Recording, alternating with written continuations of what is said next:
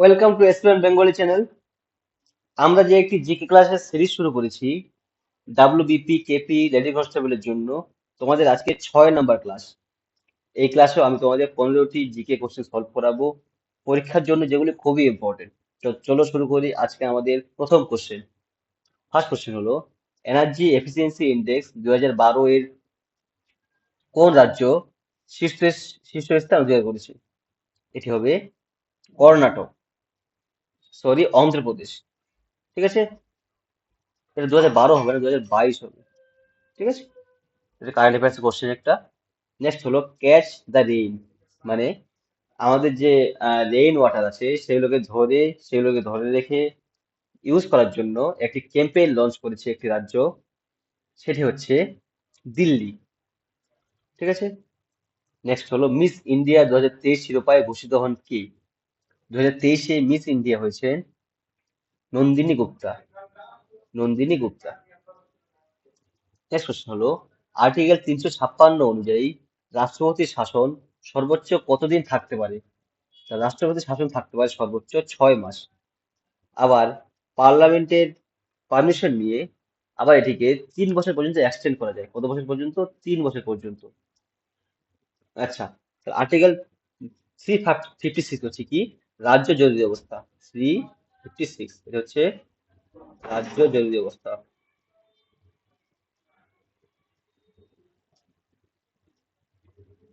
আর article 352 হচ্ছে কি? দেশীয় জরুরি অবস্থা বা রাষ্ট্রের জরুরি অবস্থা। এবার আর্টিকেল 360 কি? আর্থিক জরুরি অবস্থা।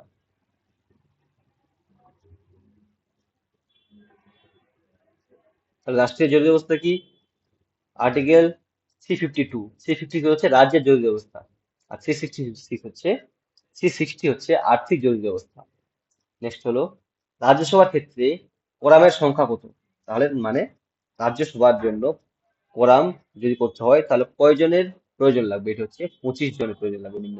ঠিক আছে, আমাদের সঙ্গে জুড়ে রাখার জন্য তোমরা টেলিগ্রামে বা হোয়াটসঅ্যাপ গ্রুপে যুক্ত হয়ে যেতে পারো। লিংক তোমাদের বায়োতে দেওয়া আছে। আবার তোমরা আমাদের ইনস্টাগ্রাম চ্যানেল ফলো করতে পারো, লিংক বায়োতে দেওয়া আছে। ধন্যবাদ। নেক্সট হচ্ছে, সংবিধানের কোন ধারা অনুযায়ী অস্পৃশ্যতা অপরাধ একটি দণ্ডনীয়? এটি হবে 17 নম্বর ধারা অনুযায়ী অস্পৃশ্যতা দণ্ডনীয় অপরাধ। 18 নম্বর ধারায় কি আছে? 18 নম্বর ধারায় আছে যে আমাদের যে পুরস্কারগুলো, পদ্মভূষণ বা পদ্ম পুরস্কার, উম, তারপরে হচ্ছে ভারতরত্ন, এগুলো 18 নম্বর ধারা অনুযায়ী দেওয়া হয়। আর 18 নম্বর ধারায় বলা হচ্ছে যে কেউ কোনো উপাধি গ্রহণ করতে পারবে না, উপাধি গ্রহণের নিষিদ্ধকরণ। ঠিক আছে, নেক্সট হচ্ছে শিক্ষার অধিকার কোন সংশোধনের মাধ্যমে সংবিধানে অন্তর্ভুক্ত হয়? তাহলে শিক্ষার অধিকার অন্তর্ভুক্ত হয় 86তম সংশোধনের মাধ্যমে, 2002 সালে, এবং যেটি যুক্ত হয়েছে আর্টিকেল আর্টিকেল 21A তে। ঠিক আছে, নেক্সট ছিল, মৌলিক কর্তব্যের ধারণা ভারতীয় সংবিধানে কোন দেশ থেকে নেওয়া হয়েছে? তাহলে মৌলিক কর্তব্য নেওয়া হচ্ছে কোন দেশ থেকে? এটা হচ্ছে আয়ারল্যান্ড থেকে। ঠিক আছে, মৌলিক কর্তব্য নেওয়া হচ্ছে আয়ারল্যান্ড থেকে। এবার হচ্ছে মৌলিক অধিকার কোথা থেকে নেওয়া হচ্ছে? মৌলিক অধিকার, এটি হয়েছে ইউএসএ সংবিধান থেকে, যেটিও খুব ইম্পর্টেন্ট। নেক্সট হলো ক্রেস্কোগ্রাফ। ক্রেস্কোগ্রাফের আবিষ্কর্তাকে? এটি আবিষ্কার করেছিলেন জে.সি. বোস, আচার্য জগদীশ চন্দ্র বোস। ঠিক আছে,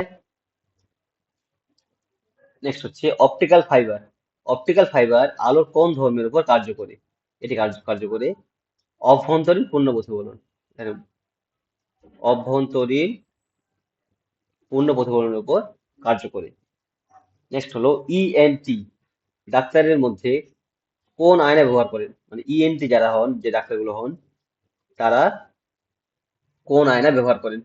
এটি হবে অবতল। তারা অবতল আয়না ব্যবহার করেন। নেক্সট হলো, কোন তরঙ্গের পর্যায়কাল 0.05 সেকেন্ড হলে তার কম্পাঙ্ক কত? তাহলে কোনো তরঙ্গের পর্যায়কাল যদি 0.05 সেকেন্ড হয় তাহলে তার কম্পাঙ্ক হবে 20 হার্জ। ঠিক আছে। নেক্সট হলো, নিউটনের আবিষ্কর্তা কে? মানে নিউট্রন কে আবিষ্কার করেন? নিউটন আবিষ্কার করেন জেমস স্যাডউইক আবিষ্কার করেন নিউটন। নেক্সট হচ্ছে তালচের। তালচের কিসের জন্য বিখ্যাত? তালচের হচ্ছে অ্যাকচুয়ালি ওড়িশায় অবস্থিত।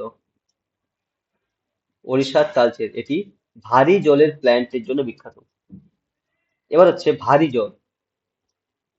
ভারী জলের সংকেত অনেকবার আসে, তাহলে ভারী জলের সংকেত হচ্ছে D2O। নেক্সট হলো ওয়াটার ব্যাগ। ওয়াটার ব্যাগে গরম জল ব্যবহৃত হয় কারণ কারণ হচ্ছে এর আপেক্ষিক তাপ বেশি। ওয়াটার ব্যাগের আপেক্ষিক তাপ বেশি। এবার হচ্ছে জলের আপেক্ষিক তাপ বেশি, এর মানে কি?